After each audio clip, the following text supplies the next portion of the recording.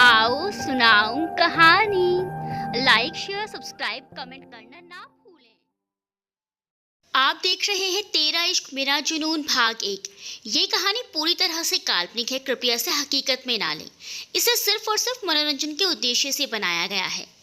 Hello दोस्तों, सबसे पहले तो आप सभी का आभार, आपने जुल्म इश्क को सराहा। तो तैयार हो जाइए हमारे साथ एक और नए खूबसूरत सफ़र के लिए, जिस सफ़र का नाम है तेरा इश्क मेरा जुनून। ये कहानी हमारी बाकी कहानियों से बिल्कुल हटकर है। मतलब एक अलग ही आनंद, अलग ही अंदाज और किरदारों से लेकर स्थानों तक का अलग ही रूप देखने को मिलने वाला है आपको इस कहानी में। तो चलिए चलते हैं इस सफ़र पर। टीजर। वो बीच सड़क पर दाएं पैर को सीधे रखे और बाएं पैर को मोड़कर अपने घुटने पर हाथ टिकाए बैठी थी। उसके बाल बिखरे हुए थे और पेट से खून की धार बह रही थी। वो जहाँ बैठी थी वहां से लेकर सड़क के किनारे तक पूरा खून बह रहा था। उसने कमर पर एक जैकेट बांधा हुआ था और फुल स्लीव टी शर्ट के साथ शॉर्ट जीन्स पहने हुए थी। उसके बगल में एक तेज धारदार हथियार पड़ा हुआ था। तभी वहां एक गाड़ी आकर रुकी। उसमें से 3 लड़के बाहर निकल आए। 2 लड़के गाड़ी के पास ही खड़े रहे और एक लड़का उसी लड़की के पास जाकर उसे उठाने की कोशिश करने लगा। लड़की ने उसे देखा तो अपना हाथ आगे करके उसे रोक दिया और धीरे धीरे अपने हाथों को जमीन पर टिकाए उठकर खड़ी हो गई। लड़के ने उससे कुछ कहा, तभी लड़के ने उसे खींचकर एक थप्पड़ रसीद कर दिया और अपने गले से एक काले मोतियों वाली माला झटक कर उसके ऊपर फेंक दिया। लड़के ने अपनी आंखें मूंद ली। गाड़ी के पास खड़े दोनों लड़के चौंक गए, लेकिन उनमें से एक लड़के की मुट्ठियां भींच गई और जैसे ही आगे बढ़ने को हुआ कि उसके पास खड़े लड़के ने उसे रोक दिया। जिस लड़के को अभी थप्पड़ पड़ा था उसने फिर से कुछ कहा तो लड़की ने एक और थप्पड़ उसके दूसरे गाल पर लगा दिया। लड़का एक तरफ को लड़खड़ा गया, उसके होंठों के किनारों से खून बह निकला। वो लड़का जिसने हाथों की मुट्ठियां भींची हुई थी वो उन दोनों के बीच आकर खड़ा हो गया और लड़की के गाल पर एक कसकर तमाचा जड़ दिया। लड़की जिसने अपने पेट से निकलते खून पर हाथ रखा हुआ था, उसने उसी का हाथ की मुट्ठियां बांध ली और उस लड़के के मुंह और नाक के बीच एक जोरदार मुक्का दे मारा। लड़की के हाथ खून से सने थे, जिसके कारण वो खून उस लड़के के मुंह के अंदर चला गया। लड़के को जब अपनी नाक में एक अलग ही सुगंध का अंदाजा हुआ तो वो बावला सा हो गया। उसने अपनी गर्दन दाएं बाएं मरोड़ी तो वहां मौजूद दोनों लड़के की आंखें बड़ी हो गई। नो, उन दोनों लड़कों ने उसे रोकना चाहा, लेकिन उस लड़के में इतनी ताकत थी कि उसने दोनों लड़कों को सड़क के दूसरी तरफ धकेल दिया। वो दोनों उठकर आए, तब तक उस लड़के ने लड़के पर हमला कर दिया और लड़के को बालों से पकड़कर नीचे बिठा दिया। लड़की घुटनों के बल टेक गई और बोली, बहुत ललक है ना तुझे इंसानी खूनों की, ले आज तुझे ऐसा खून पिलाती हूँ जिसका स्वाद तू मरकर भी भूल नहीं पाएगा। लड़का जो खून की सुगंध में बह गया था, उसकी आंखों में एक अलग ही चमक आ गई थी। उसने हंसते हुए चाकू उसकी गर्दन पर रख दिया। पागलों किसी आवाज में लड़की को सूंघते हुए बोला, पहले पता होता तो अब तक ये स्वाद मेरे जहन में उतर चुका होता। कैसी महक है ये, पहले कभी किसी के खून में ये महक नहीं मिली। लड़की ने उसे धक्का देकर जमीन पर सुला दिया और उसकी गर्दन पर वो धारदार हथियार रखकर बोली, ये कोई मामूली रक्त नहीं, हम लड़कियों में हर महीने होने वाली महामारी का रक्त है। तुझे बहुत नशा है ना इसका, मैं कराती हूँ तुझे इस नशे से अवगत। कहते हुए लड़की ने वो धारदार हथियार अपने उसके पेट पर घोंप दिया और दोनों लड़के जो खड़े थे उसकी आंखें बड़ी हो गई। मसूरी की पहाड़ियों पर बना एक यूनिवर्सिटी जो दिखने में बेहद अद्भुत था। वी आकार की पहाड़ियां और उनके बीच से बने रास्ते रंग बिरंगे फूलों से ढकी हुई थी। पतले संकरे रास्ते सिर्फ पैदल चलने के लिए ही थे। सबसे ज्यादा आश्चर्य की बात यह कि यह यूनिवर्सिटी पहाड़ी के जैसे ही वी आकार में बनी थी। वो सामान्य बिल्डिंग जैसी नहीं थी। सभी पहाड़ियों को अलग अलग नंबर दिया गया था और नंबरों के हिसाब से सेक्शन में बटे हुए थे। पहाड़ी की संकरी गलियों में सीढ़ियां बनी हुई थी, जिसे पार करके अगले फ्लोर पर जाती थी। सीढ़ियों पर भी रंग बिरंगी फूलों की क्यारियां सजी हुई थी। जो भी यहाँ आता उसको अलग ही ऊर्जा और ताजगी से भर देती थी।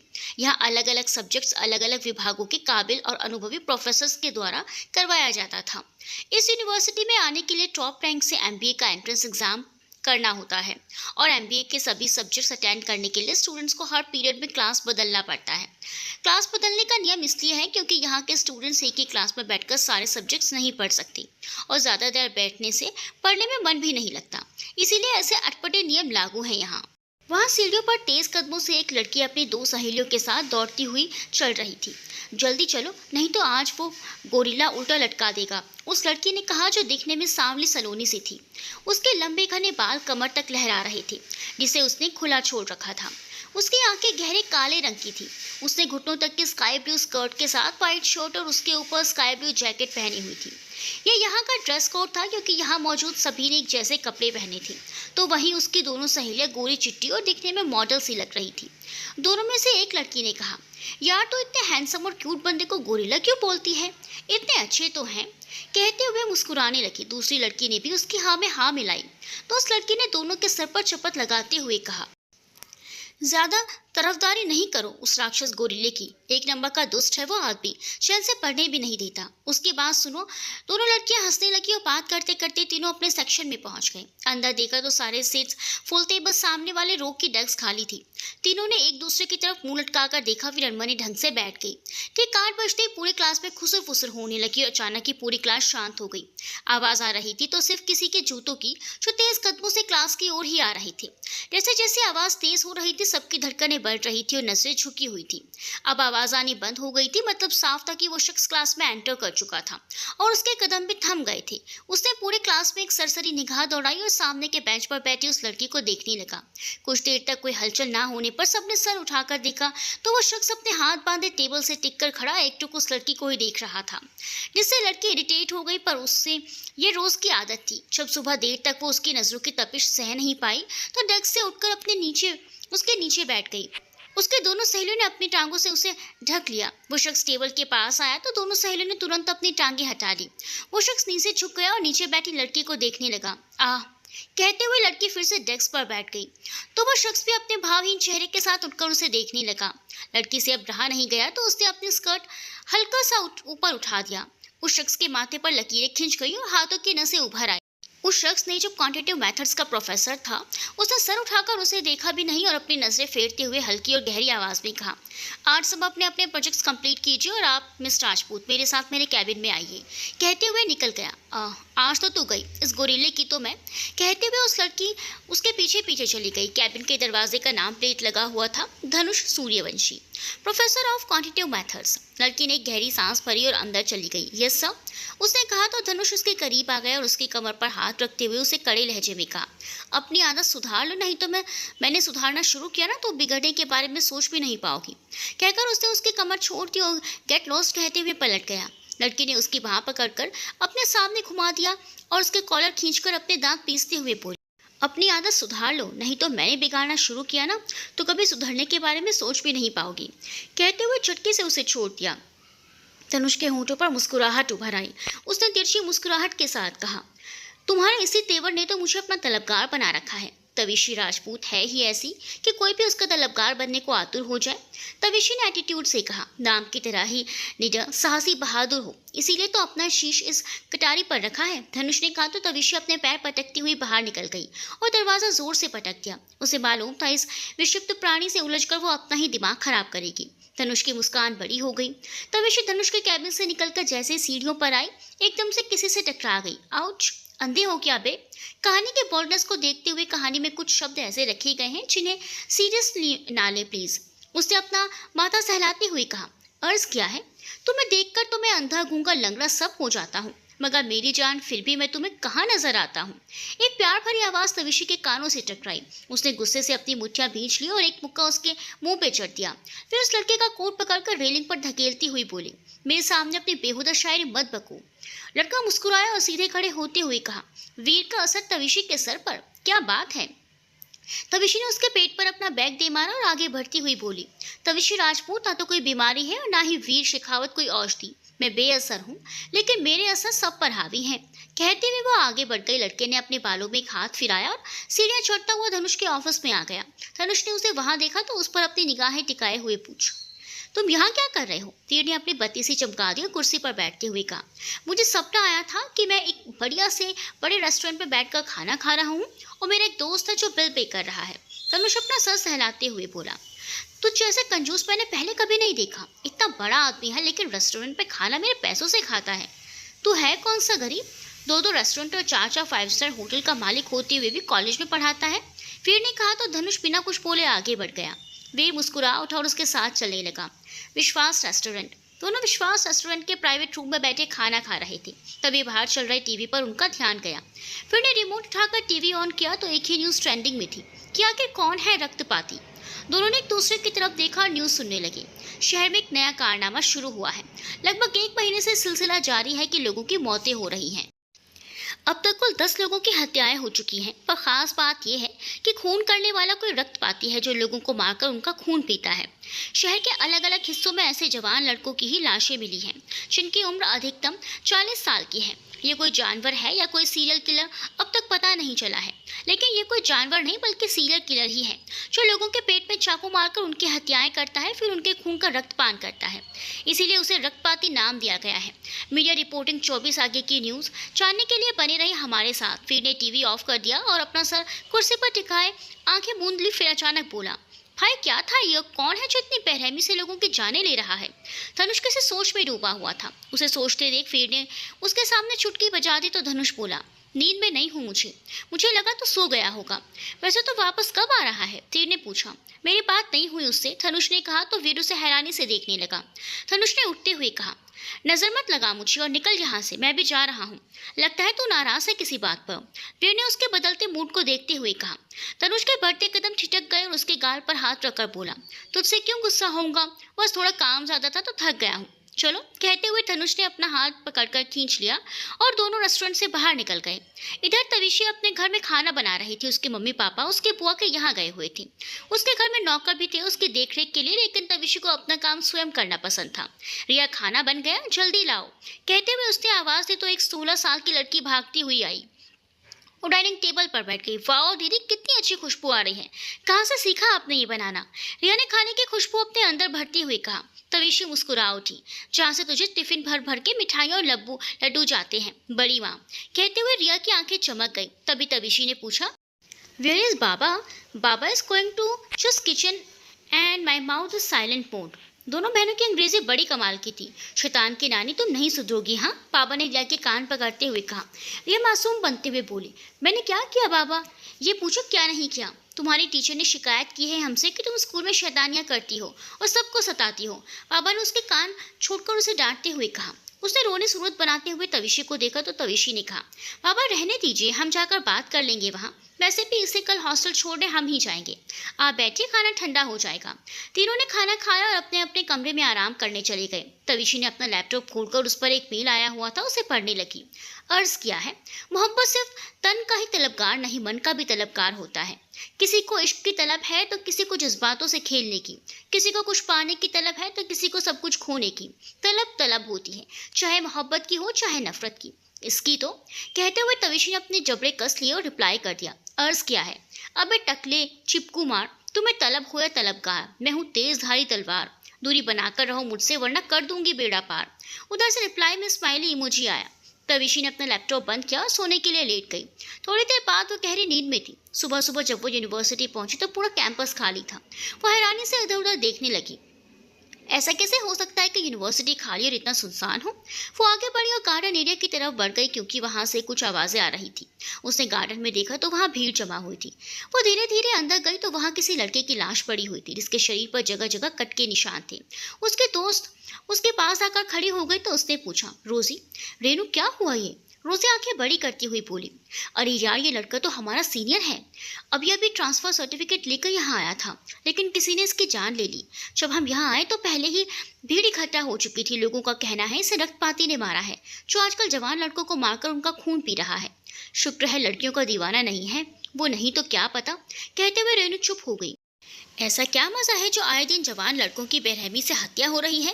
तविशी अपने मन में सोच ही रही थी कि तभी धनुष आया। वो जल्दी में था और उसने आज यूनिवर्सिटी से छुट्टी ली हुई थी, लेकिन जैसे ही उसने सुना कि एक स्टूडेंट की लाश मिली है वो चला आया। उसे पास जाकर देखा तो उसकी लाश को एम्बुलेंस में डाला जा रहा था। पुलिस ऑफिसर्स भी वहाँ मौजूद थे। धनुष उनसे बातें करने के बाद वहाँ से चला गया। इस घटना के बाद यूनिवर्सिटी की छुट्टी कर दी गई थी और सारे स्टूडेंट्स अपने अपने घर चले गए थे। तविशी अपने घर आई तो रिया हॉस्टल जाने की तैयारी कर रही थी। बाबा उसके बैग बाहर गाड़ी में रखवा रहे थे। तविशी के मम्मी पापा उसके बुआ के घर से अब तक लौटे नहीं थे। दीदू, कहते हुए रिया उससे लिपट गई और बोली, आज आप यूनिवर्सिटी से जल्दी क्यों आ गए हैं? क्योंकि मेरे प्रोफेसर पागल खाना भर्ती हो गए हैं। तविशी ने उसका सर सहलाते हुए कहा। क्या सच्ची में दीदू? अरे नहीं रे पगली, आज तुझे जाना था ना तो मैं बस जल्दी आ गई। वो उसे परेशान नहीं करना चाहती थी, इसीलिए उसने कुछ नहीं बताया। तभी वीर ने अंदर आते हुए कहा, कौन पागल खाना गया है भाई? तविशी ने अपना मुंह ऐंठ लिया तो रिया दौड़कर उसके गले में लटक गई और बोली, वीर भाई चलो ना मुझे हॉस्टल छोड़ने, पापा भी गाँव जा रहे हैं, उन्हें गाँव से फोन आया है। क्या पापा गाँव जा रहे हैं? तविशी ने कहा तो बाबा ने आवाज लगाई, बिटिया सुनो। तविशी चिल्ला उठी, पापा आपने मुझे बताया भी नहीं कि आप गांव जा रहे हैं, मैं अकेली कैसे रहूंगी? बेटा मालकिन से बात हो गई है, उन्होंने कहा है कोई आने वाला है तो वही आपका ध्यान रखेंगी। मेरा ध्यान? बाबा आप तविशी राजपूत को जानते नहीं हैं अभी, वो जो भी है आने दो उसे, अगर अपनी जान बचाकर ना भागे तो कहना। पापा हंसने लगे और घर की देखरेख करने वाले गार्ड से बोले कि सबका ख्याल रखें। वैसे भी घर में कोई आ भी नहीं सकता था, हर जगह बॉडीगार्ड तैनात थे, सुरक्षा से घिरा हुआ था पूरा घर। तो फिर ठीक है, रिया को हॉस्टल छोड़ने मैं जा रहा हूँ, वीर ने कहा। तो तविशी ने जब कोई जवाब नहीं दिया तो वीर ने उसे छेड़ते हुए कहा, चलो ना साथ में, सुहाना मौसम है और मौसम में ढलने वाले हम हैं, सफर का मजा वीर के साथ और भी सुहाना हो जाएगा। तविशी ने उसकी बाह पर मुक्का जड़ते हुए, शट अप यू इडियट, और मेरी बहन का ध्यान रखना, अच्छे से लेकर जाना। वीर ने अपना हाथ एक सीने पर रखा और दूसरा हाथ पीछे करते हुए झुककर बोला, जो आदेश महारानी तविशी शेखावत, तविशी राजपूत। और कितनी बार समझाया है मुझे ऐसे मत बोला करो। तविशी ने अपने दांत पीसते हुए कहा। वीर की मुस्कान गहरी हो गई, उसने पॉकेट से अपना गॉगल निकाला और आंखों पर लगाकर थोड़ा सा नीचे करके तविशी को आई विंक कर दी। तविशी अपना सर हिलाते हुए बोली, संभल कर जाना, पहुंचते ही फोन करना। वीर बाबा और रिया दोनों को लेकर चला गया। वीर और तविशी की फैमिली हमेशा से फैमिली फ्रेंड्स रहे हैं, इसीलिए दोनों फैमिली से बचपन में ही उनकी शादी फिक्स कर दी थी। तविशी वीर से चिढ़ती जरूर थी, पर वीर उसे अच्छा लगता था, उसका अच्छा दोस्त भी था। धनुष वीर का दोस्त था, इसीलिए तविशी भी उसे जानती थी, और उसका रवैया तविशी को पसंद नहीं था, वो हमेशा उसे इरिटेट करता था। इसलिए तविशी ऐसी हरकतें करती कि वो उससे दूर रहे, लेकिन उस पर कोई असर ही नहीं होता था।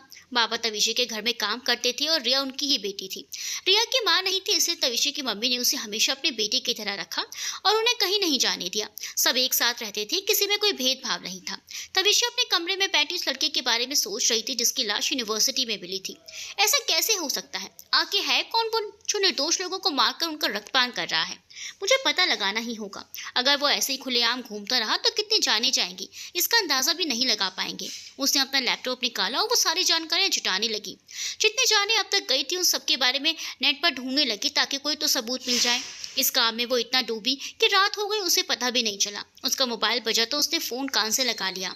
हाँ मम्मी, बेटे तुमने खाना खा लिया ना? नहीं मम्मी, बस खा लूँगी थोड़ी देर में, तविशी ने लैपटॉप बंद करते हुए कहा। नीचे जाकर खा लो, और वो आ भी गया है, उन्हें भी खिला देना। रेखा सर्वेंट कब से तुम्हें बुला रही है, लेकिन तुम दरवाज़ा ही नहीं खोल रही हो। सॉरी मम्मी, थोड़ा काम में बिजी थी। लेकिन कौन आया है? बाबा भी कहकर गए थे कि कोई आएगा। तविशी अपने बिस्तर से उठती हुई बोली, जाकर देख लो, कहती हुई उसकी मम्मी ने फ़ोन काट दिया। तो तविशी नीचे चली गई, लेकिन वहाँ तो कोई भी नहीं था। उसने रेखा आंटी से पूछा कौन आया है, तो उन्होंने बाहर जाने का इशारा किया। तविशी ने बाहर जाने के लिए जैसे ही दरवाज़ा खोला तो सामने एक हैंडसम सा लड़का खड़ा था, जिसे देखकर तविशी ने कहा, रात में भीख नहीं दी जाती हमारे घर, जाओ यहाँ से। मिस यू बेब्स कहकर वो लड़का हंसते हुए उसके गले लग गया। तो तविशी उससे दूर करती हुई बोली, चिपक मत, वरना किसी दिन कूट कर नाली में बहा दूंगी। लड़का मुस्कुराते हुए बोला, मुझे बाद में बहाना, पहले बाहर तो आओ, तुम्हारे लिए कुछ है क्या? तविशी ने अपनी भुएं उचकाते हुए कहा। अरे यार चलो, तो कहते हुए लड़का तविशी का हाथ पकड़कर बाहर गार्डन में ले आया। सब तरफ लाइट लगी हुई थी और सामने एक टेबल पर वनीला फ्लेवर केक रखा हुआ था। उसी के पीछे बड़े बड़े अक्षरों में लिखा था, जाने मन, जो रंग बिरंगी लाइटों में चमक रही थी। तविशी अपना हाथ छुड़ाते हुए बोले, मिस्टर शौर्य राजदान, तुम्हारे इस फिल्मी स्टाइल प्रपोज करने से मैं नहीं पटने वाली। शौर्य मुस्कुराते हुए बोला, तो कभी तो लड़की बन जाया कर यार, जब देखो सब के किराए पर पानी फेर देती है। तविशी हल्की मुस्कान लिए बोली, आज तेरी आने की खुशी में छूट, चल अब केक कट कर, मुझे भूख भी लगी है। तविशी ने केक कट के जब उसे केक खिलाया तो शौर्य भी उसे खिलाने लगा, लेकिन वो केक खिलाता उससे पहले किसी ने उसे पीछे से एक लात मारी। शौर्य इसके लिए तैयार नहीं था, जिससे वो संभल नहीं पाया और पेट के बल गिर गया। तविशी सामने से हट गई, नहीं तो वो उसी के ऊपर गिरता। तविशी ने सामने देखा तो वीर और धनुष गुस्से में लाल पीले हुए खड़े थे। वीर ने नीचे पड़े शौर्य पर एक और लात मारते हुए कहा, साले तेरी हिम्मत कैसे हुई इसे हाथ लगाने की? शौर्य ने कुछ कहना चाहा, लेकिन धनुष ने उसके ऊपर अपना पैर रख दिया और शौर्य की हालत ऐसी थी कि मुंह से आवाज निकालना ही उसे मुश्किल लगने लगा। धनुष फिर दोनों एक साथ तविशी से बोले, तुम इस लड़के के पास क्यों आई और हाथ कैसे लगाने दिया खुद को? धनुष ने गुस्से में दांत पीसते हुए कहा। तविशी संजीदगी से बोली, पसंद आ गया मुझे, इसीलिए। देखो जाने मन भी लिखा है इसने मेरे लिए, इसने मुझे प्रपोज किया और प्यार से गले भी लगाया, बस इसका ये स्टाइल भी मुझे भा गया। अब उसे छोड़ो। दोनों ने सुना तो बस लगे शौर्य पर लात घूंसे बरसाने। गुस्से ने दोनों में उसकी आवाज पर ध्यान ही नहीं दिया और बेचारे को उठने का मौका भी नहीं दिया। सालो मरो तुम लोग, मैं तो चली। हे भगवान, मेरी जिंदगी में 3 भिखारी क्यों भेज दिया आपने? उसने ऊपर की तरफ देखकर कहा और घर के अंदर चली गई। तविशी चली गई। इस बात से बेखबर वीर ने जैसे ही शौर्य को उठाकर मुंह पर मुक्का मारने के लिए हाथ उठाया तो एकदम रुक गया। शौर्य कराहते हुए बोला, अबे सालो देख तो लिया करो कि कौन है। हाय कमर तोड़ दिया रे। वीर और धनुष चौंकते हुए सब एक साथ बोले, शौर्य तो यहाँ कैसे आया? शौर्य दोनों पर बरसाते हुए बोला, अबे आया तो मैं अपने पैरों से था, लेकिन जाऊंगा 2 कंधों पर। अब उठाकर मुझे अंदर ले चलो, वो मैडम तो खुश होगी हम तीनों को लड़वा कर। दोनों उसे लेकर हॉल में आए तो देखा तविशी सोफे पर लेटी टीवी देख रही थी। तभी तीनों ने आकर उसे सोफे सहित उठा लिया, गोल गोल घुमाते हुए बोले, तुम हम तीनों को लड़ने के लिए छोड़कर यहाँ आराम फरमा रही हो? बता नहीं सकती थी? अगर मुझे 1 मिनट भी नीचे नहीं उतारा तो तीनों को बाहर नंबर के साथ बांधकर पूरे शहर के चक्कर लगवाऊंगी। नीचे उतारो बे। तविशी गुस्से से बोली। बात खाने के टेबल पर तीनों लड़के बैठे थे। तभी तविशी हाथ धोकर आई तो शौर्य ने उसके हाथ को खींचते हुए अपनी गोद में बिठा लिया। तुम्हें कुर्सी की क्या जरूरत है जाने मन, मैं कब काम आऊंगा? मेरे हाथों से खाओ, स्वाद बढ़ जाएगा खाने का। धनुष की मुट्ठियां भिज गई। उसने शौर्य को देखा और उसके पैर पर अपना पैर दबा दिया। शौर्य मुस्कुरा उठा। तविशी उसके पास से उठते हुए किचन में आ गई और कुछ सामान लेकर टेबल पर रखते हुए एक ग्लास में जूस डालकर बोली, जिसने भी पहले ये जूस पिया उसके साथ मैं घूमने जाऊंगी। अब डिसाइड करो तुम लोगों को क्या करना है कि किसे पीना है, मगर मेरी एक शर्त है, अगर जिसने ये ग्लास का जूस नहीं पिया वो चुपचाप मेरे घर से निकल जाएगा। वीर अपना हाथ बढ़ाते हुए बोला, एक जूस ही तो पीना है। शौर्य हंसते हुए बोला, जूस तो मैं ही पीऊंगा। धनुष तविशी की आंखें देख रहा था, इसमें चमक रही भरी थी। तविशी जूस का ग्लास उठाते हुए बोले, इतनी जल्दी क्या है, पहले से स्पेशल तो बनाने दो। तीनों लड़के उसे देखने लगे जो आराम से ग्लास की जूस में 2-2 चम्मच नमक, 1 विम बार साबुन का टुकड़ा, 2-3 मरे हुए मक्खी और 1 छोटा चम्मच चीनी डालकर घोलती हुई बोली, अब जूस रेडी है, लो पियो। कहते हुए उसने सामने कर दिया। तीनों ने एक दूसरे को देखा तो उबकाई आने लगी। वीर, शौर्य तू पी ले, मैं तेरे लिए अपनी ख्वाहिश त्यागने को तैयार हूँ। शौर्य, तू क्यों कुर्बानी दे रहा है? और वैसे भी मुझे मैंगो जूस नहीं पसंद। मैंगो धनुष की फेवरेट है, वो पी लेगा। धनुष ने उसे भस्म करने के लिए जैसे ही अपना तीसरा नेत्र खोला तविशी तीनों की शक्ल देख बोली, जरा रुको, स्ट्रॉ देती हूँ। कहते हुए वो जैसे ही स्ट्रॉ उठाकर वापस मुड़ी तो सामने कोई भी नहीं था। तविशी दरवाजे के पास आई तो देखा तीनों ही जा रहे थे। उसके होठों पर मुस्कुराहट गहरी हो गई और वह गुनगुनाते हुए दरवाजा बंद करके अपने कमरे में चली गई। सुबह का समय। तविशी सुबह सुबह जॉगिंग पर गई तो कुछ दूर जाने के बाद उसे अपने पीछे कुछ महसूस हुआ। उसने पीछे पलट कर देखा तो कोई नहीं था, लेकिन ये उसका वहम नहीं था, कोई तो था जो उसके पीछे था। उसने अपनी चाल थोड़ी तेज की और एक बड़े से पेड़ के पास जाकर छुप गई। कुछ सेकंड्स बाद 2 लड़के ब्लैक हुडी पहने और सर पर कैप लगाए वहां से गुजरने लगे। वो दोनों जैसे ही पेड़ के पास आए तविशी ने एक बड़ी सी लकड़ी उनके पैरों के सामने अड़ा दी। ध्यान नीचे ना होने के कारण दोनों लड़के मुंह के बल नीचे गिरे। तविशी दोनों के पीठ पर बैठ गई और दोनों के बालों को पकड़ते हुए चेहरा ऊपर करके बोली, तुम्हें क्या लगा मुझे पता नहीं चलेगा? सालों जब देखो मक्खी की तरह भिनभिनाते हुए मेरे इर्द गिर्द लिपटते रहते हो। अबे क्या कर रही है, छोड़ ना, शौर्य ने कराहते हुए कहा। तविशी उसके बालों को खींचते हुए बोली, अपना मुंह बंद रखो नहीं तो गंजा कर दूंगी। पीछे क्यों कर रहे थे मेरा? वीर ने अपना हाथ पीछे किया और तविशी को अपने साथ लिए पलट गया।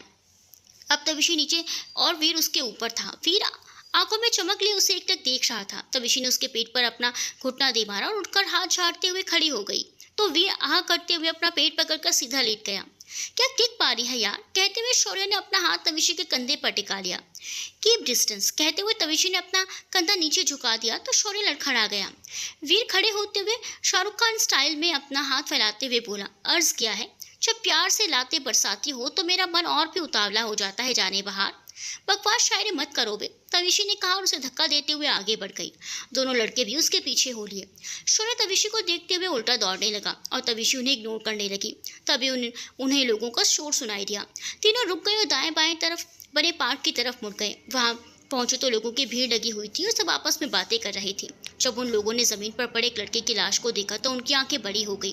तविशी उसके पास जाने लगी तो वीर ने उसका हाथ पकड़ लिया। तविशी ने उसे तिरछी निगाहों से घूरा, फिर भी वीर ने उसका हाथ नहीं छोड़ा। अगर मेरा हाथ नहीं छोड़ा तो मैं तुम्हें नहीं छोड़ूंगी। वीर उसे अपने पास खींचते हुए बोला, मैं भी तो यही चाहता हूँ। तविशी ने अपना हाथ झटक कर छुड़ा लिया और उसके लाश के पास चली गई।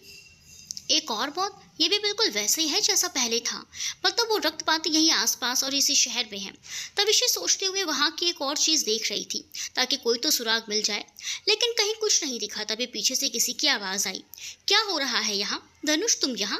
वीर ने चौंकते हुए पूछा। तविशी उसके पास जाकर अपनी नजरें गड़ाते हुए बोली, तुम यहाँ क्या कर रहे हो? धनुष ने संजीदगी से कहा, जॉगिंग पर आया हूँ। पर तुम लोग तो यहाँ नहीं आते, फिर आज क्या सपना आया था तुम्हें कि यहाँ जाना खजाना मिलेगा?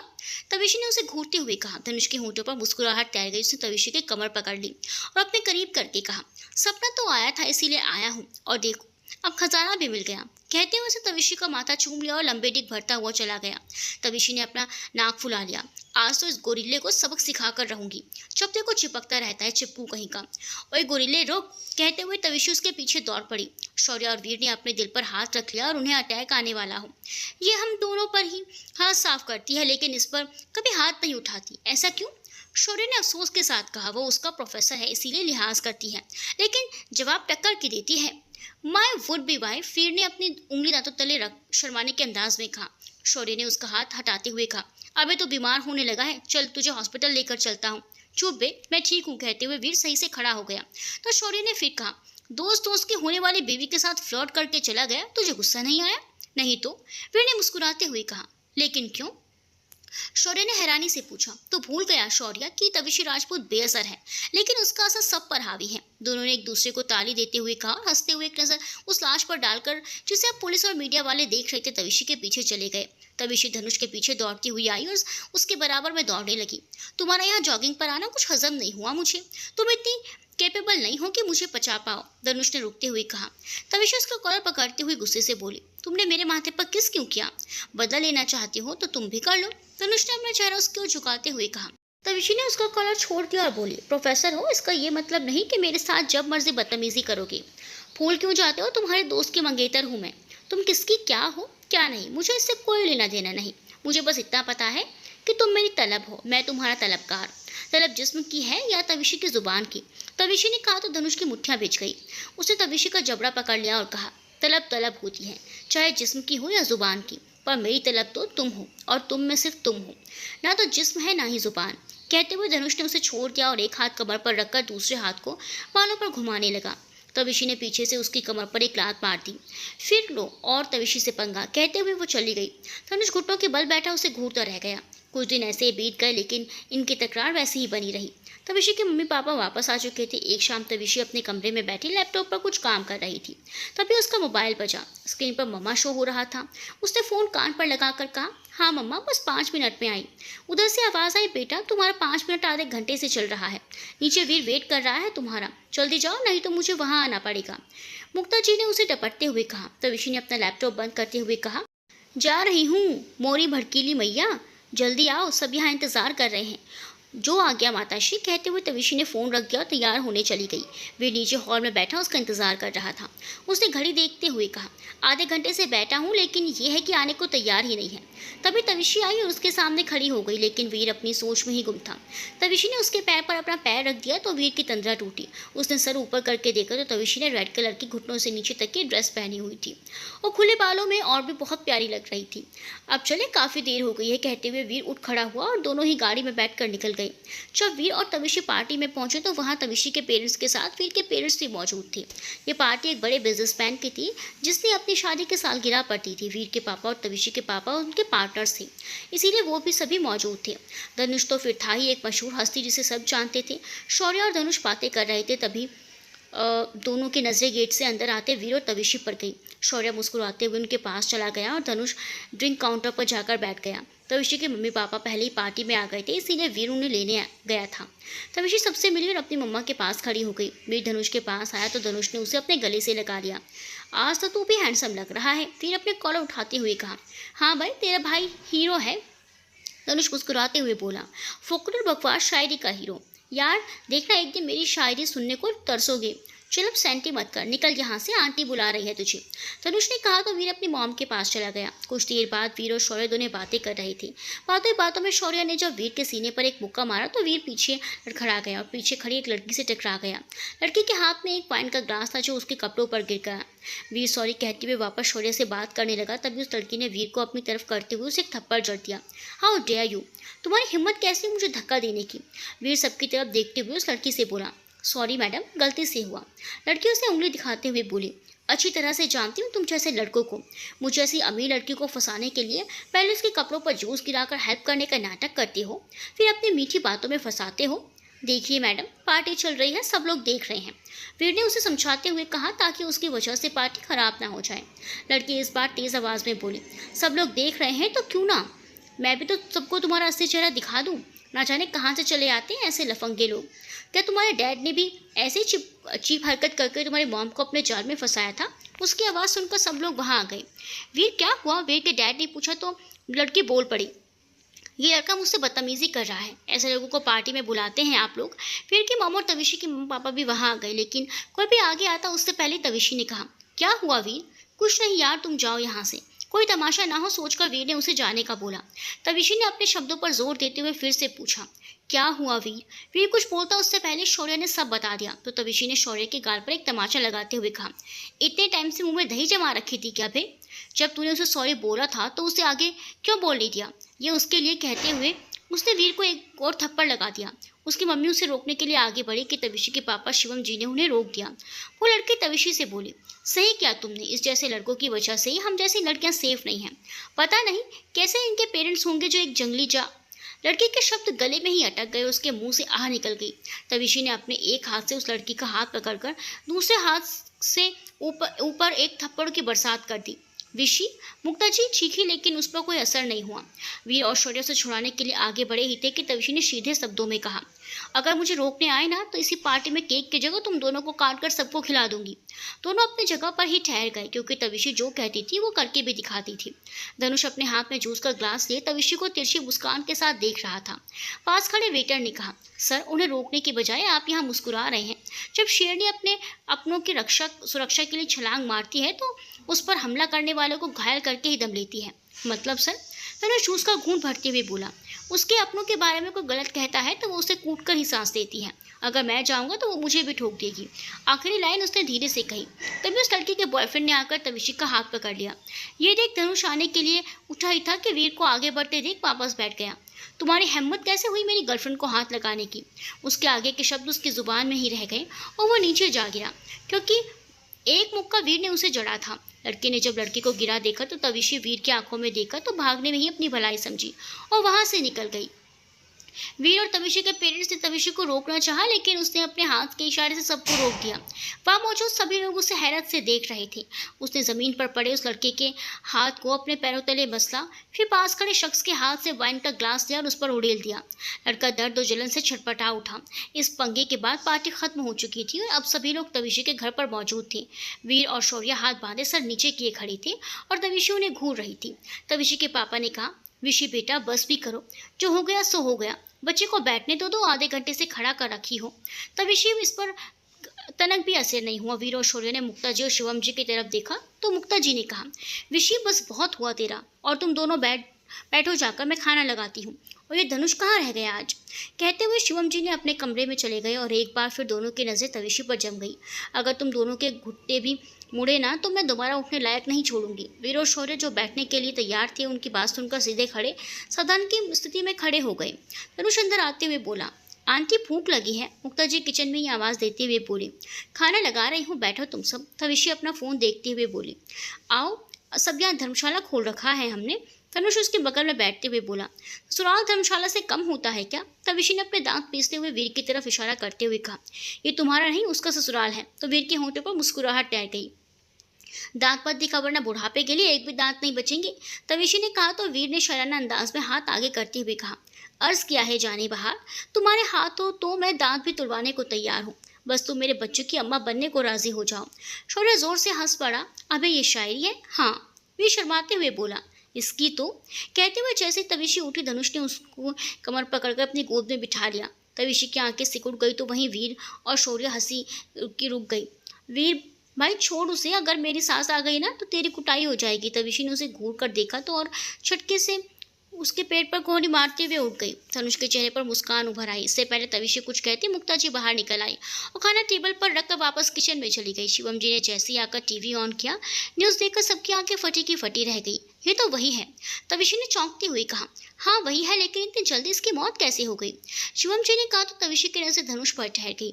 वीर, इसकी मौत की वजह भी रक्तपाती ही है, पर यह बात कुछ हजम नहीं हो रही कि शौर्य से ने ना तो समझने वाले अंदाज में कहा। आए दिन ऐसी घटनाएं होने लगी हैं। शिवम जी गहरी सोच में डूबे हुए बोले। ये मौत कैसे हो रही है, हमें इसके बारे में पता लगाना ही होगा। पुलिस वाले जांच पड़ताल कर रहे हैं, लेकिन अब तक कोई भी सबूत नहीं मिला। बोलते हुए तविशी की नजर धनुष पर थी। उसने कहा, तुम कुछ नहीं कहोगे धनुष? मैं क्या कहूँ? धनुष ने अपने कंधे उचका दिए। मुक्ता जी किचन में आते हुए बोली, पहले खाना खा लो फिर बातें करना। सबने हाँ कहा। खाना खाने के बाद धनुष, वीर और शौर्य अपने कमरे के लिए निकल गए। तविशी अपने कमरे में थी और उसका लैपटॉप खुला हुआ था। उसके बिस्तर पर बहुत सारे पेपर्स बिखरे पड़े थे और शिवम जी सारे पेपर्स देख रहे थे। स्ट्रेंज है ये तो, मतलब इस शहर में ऐसा प्राणी है जिसे लोगों की खून पीने की आदत है। हेड, हमें कुछ तो करना ही पड़ेगा, नहीं तो न जाने कितने बेगुनाह मारे जाएंगे। शिवम जी कुछ सोचते हुए बोले, तुम्हें और कितना वक्त लगेगा इसमें? बहुत जल्द सब हो जाएगा डैड, मैंने सोच लिया है मुझे क्या करना है। I am proud of you माई विशी। कहते हुए शिवम जी ने उसे गले लगा लिया। वहीं शहर की गलियों में एक साया घूम रहा था। उसका पूरा शरीर काले कपड़ों से लिपटा हुआ था। आंखों पर चश्मा लगा था, जिसकी वजह से आंखें भी पहचाननी नहीं आ रही थी। रास्ता सुनसान था। सब लोग आजकल रक्तपाती के भय से घर से बाहर ही नहीं निकलते थे, इसीलिए वो आराम से इधर उधर देख रहा था, जैसे किसी के आने का इंतजार हो। थोड़ी ही देर में एक गाड़ी की आवाज़ आई, जिसमें से एक लड़का और एक लड़की बातें करते हुए हंस रही थी। गाड़ी की आवाज़ सुनकर वो साया बीच सड़क पर बैठ गया। सामने किसी को बैठे देख लड़की ने अचानक से ब्रेक लगाई तो गाड़ी रुक गई। लड़की डरते हुए बोली, तुम बाहर मत निकलना, हमें गाड़ी रिवर्स लेनी चाहिए। पागल हो क्या, गाड़ी क्यों रिवर्स लें? उन लोगों ने हमें पकड़ लिया तो वैसे भी बड़ी मुश्किल से तुम्हें भगाकर लाया हूँ, अब नहीं छोड़ सकता। मैं उसे हटाता हूँ, तुम अंदर ही रहना। कहते हुए लड़का बाहर निकल गया। लड़की उसे रोकती रह गई, लेकिन लड़के ने एक नहीं सुनी। वो लड़का जैसे ही उस साये के पास पहुंचा, उस साये ने अपने हाथ में पकड़े खंजर से उसकी गर्दन पर वार कर दिया। लड़की ने देखा तो उसके हाथ पांव थरथरा उठे। उसने बाहर निकलने की कोशिश की, लेकिन शायद उसके पैरों ने काम करना ही बंद कर दिया हो। उस साये ने जैसे ही लड़के की गर्दन में खंजर घोंपा, उसके मुंह पर एक हाथ रख लिया। लड़के के शरीर से बहते लाल गरम रक्त उस साये को उकसा रहे थे। उसने देर ना करते हुए खंजर निकाली और उसके गर्दन पर दांत गड़ा खून पीने लगा। लड़का दर्द से छटपटा रहा, लेकिन वो साया उसका रक्तपान करता रहा। लड़की की आंखें खुली की खुली रह गई, लेकिन अचानक ही वो एक तरफ को लुढ़क गई। थोड़ी देर बाद वो साया उठा और दूसरी तरफ चला गया। सुबह का समय, यूनिवर्सिटी। तविशी अपनी सीट पर बैठी थी। उसके दाएं तरफ ही वीर बैठा था तो बाएं तरफ शौर्य। जब धनुष क्लास में आया तो सब शांत हो गए। धनुष ने जैसे ही वीर और शौर्य को देखा, उसकी आंखें सिकुड़ गई। तुम दोनों यहाँ क्या कर रहे हो? उसने उन दोनों की तरफ इशारा करते हुए पूछा। वीर और शौर्य ने अपने दांत चमका दिए तो धनुष उन्हें घूरने लगा। वीर इतराते हुए बोला, हमने आज ही एडमिशन लिया है। शौर्य, यस सर, हमने आज ही एडमिशन लिया है। अच्छा। कहते हुए धनुष जेब में दोनों हाथ डालकर टेबल से टिक पैरों को क्रॉस करके खड़ा हो गया। वीर और शौर्य एक दूसरे को देख थूक निकलने लगे और धनुष एकटक तविशी की तरफ देखने लगा, जो अपनी कॉपी में कुछ लिख रही थी। उसने नजरें उठाकर धनुष की तरफ देखा तो वो उससे ही देख रहा था। तविशी उसकी आंखों में देखते हुए बड़बड़ाई, कसम महादेव की, इसकी तलब की तो मैं, काश मैं इस गोरिल्ले को जी भर के कूट पाती। धनुष ने उसकी नज़रों में अपने लिए चिड़न महसूस की तो क्लास लेने लगा। वहीं वीर और शौर्य अपने में फुसफुसाने लगे तो तविशी चिढ़ते हुए बोली, अगर तुम दोनों में से किसी के भी मुंह से एक भी शब्द फूटेगा ना तो मैं उसे पहाड़ी से नीचे फेंक दूंगी। धनुष जो कब से पढ़ाते हुए उन तीनों को ही देख रहा था, उसने गहरी आवाज़ में कहा, stand up, last year students and get lost. Veer और शौर्य ने पहले एक दूसरे को देखा, फिर तविशी को। तविशी ने उन दोनों पर एक सरसरी निगाह दौड़ाई और धनुष को घूरते हुए बाहर निकल गई। वीर और शौर्य भी उसके पीछे चले आए। तविशी वीर और शौर्य को बैग से मारते हुए बोली, यू रास्कल्स, तुम्हारी वजह से मुझे उस गोरिल्ले ने क्लास से बाहर कर दिया। एक बात बताओ बे, तुम दोनों किस एंगल से उस गोरिल्ले को मैं पसंद आई? साले, अबे रास्कल कहकर बात करती हूँ, किसी को भी कहीं भी कूट देती हूँ। इनोसेंट नाम की रत्ती भर भी चीज़ नहीं मेरे अंदर, फिर साला मेरे पीछे क्यों पड़ा है? फिर वीर के पीठ पर मुक्का झड़ते हुए बोली, तुझे शर्म नहीं आती? तेरे सामने वो मुझे देख रहा था और तू खीकी खीकी करने में लगा हुआ था। वीर अपनी पीठ सहलाते हुए शौर्य के कंधे पर हाथ रखकर बोला, अर्ज किया है जाने बहार, तेरे लिए तो मेरा सब कुछ कुर्बान, मगर मेरी जान, मुझे है अपनी जान की परवाह। शर्म तो मैं क्या करूं, लिए घूंघट भी डाल लूं अपने सर पर। शर्माती है मुझे जब वो तुझे तलब भरी नजरों से देखता है, मगर कमबख्त उसके क्रूर नयन देख मेरा नाजुक सा दिल पिघल जाता है। ना जाने क्यों उसके आगे ही मेरे हाथ पांव नरम पड़ जाते हैं। तेरी बकवास शायरी की ऐसी की तैसी, कहते हुए तविशी ने अपने जूते निकालकर उस पर फेंक दिए। इसी के साथ शौर्य और वे नीचे झुक गए और जूता सामने से आते हुए धनुष के ऊपर पड़ गया, मगर उसने अपना हाथ आगे अड़ा दिया और जूता पकड़ लिया। तविशी ने अपना माथा पीट लिया और वहां से जाने लगी। तभी धनुष ने तेज आवाज में कहा, स्टॉप। तविशी फिर भी नहीं रुकी और जाने लगी तो धनुष ने कड़क आवाज में कहा, तविशी राजपूत, आई सेड स्टॉप। उसकी कठोर आवाज़ सुन तविशी अपनी जगह पर ही ठहर गई। तनुष आकर वीर और शौर्य के पास खड़ा हो गया। तुम दोनों यहाँ क्या कर रहे हो? अभी के अभी क्लास में जाओ, वीर शौर्य के कान में फुसफुसाते हुए बोला। प्रोफेसर, मूड ऑन हो गया, यहाँ से निकल, वरना बिना डंडे के कूटेंगे। वीर और शौर्य ने तविशी को बेचारगी से देखा, वहां से निकल गए। तविशी बड़बड़ाने लगी, फंस गई विशी, इस गोरिल्ले के हत्थे चढ़ गई आज तो। धनुष उस पर अपनी निगाहें जमाते हुए बोला, पनिशमेंट तुम्हारी ये है कि आज तुम्हें मेरे कैबिन को साफ करोगी। तविशी सर्द आवाज में बोली, पनिशमेंट किस बात की? धनुष उसके इर्द गिर्द चक्कर लगाते हुए बोला, प्रोफेसर को जूता मारने की। मैंने तुम्हें नहीं, अपने दोस्तों को मारा था। अच्छा, फिर तो सजा बड़ी देनी होगी। धनुष उसके सामने खड़ा होकर बोला। तविशी की आंखें सिकुड़ गई। उसने कहा, तुम्हें तो मैंने मारा ही नहीं, फिर ये सजा किस बात की? तुम्हें कम सुनाई देता है क्या? धनुष उसकी आंखों में देखते हुए बोला, हाँ, तुम्हारे आगे ना तो कुछ सुनाई देता है, ना ही कुछ दिखाई। तविशी उसे साइड करके जाने लगी तो धनुष ने उसकी कमर पकड़कर अपने करीब कर लिया। विशी अपने हाथों को उसके सीने पर रखते हुए उसे धक्का देने लगी तो धनुष ने उसके कानों के पास सरगोशी भरी आवाज में कहा, मैं पास हूँ तो दूर जाने की छटपटाहट क्यों है मिसेस सूर्यवंशी? तविशी अपने जबड़े भींच उसके पैरों पर अपना पैर मारती हुई बोली, छटपटाहट तुम्हें होती है, इसीलिए तो जहाँ देखो चिपकने लगते हो। उसका जवाब सुन धनुष के होंठों पर मुस्कुराहट तैर गई। उसे तविशी के पैरों का भार महसूस नहीं हुआ। हटो सामने से, नहीं तो कूद दूंगी। कहते हुए तविशी ने मुक्का दिखाया तो धनुष ने उसका हाथ पकड़ लिया और अपने सीने पर रख लिया। तविशी की त्योरियां चढ़ गई। उसने अपना हाथ छुड़ाते हुए कहा, कितनी बार कहूँ मुझे हाथ मत लगाया करो। तनुष आंखों में रुमानियत लिए बोला, मैं भी कितनी बार कहूँ मुझसे हाथ ना छुड़ाया करो। तविशी ने उसे घूरा और अपना हाथ झटक कर चली गई। इस गोरिल्ले का कुछ नहीं हो सकता, क्या करूँ इसका? सोच तविशी सोच, इस गोरिल्ले को तो सबक सिखाना ही होगा। तविशी अपने मुंह को नए नए आकार में बदलती हुई बुदबुदा रही थी। वहीं धनुष उसके चेहरे पर आते जाते भावों को देख मुस्कुरा रहा था। जारी है।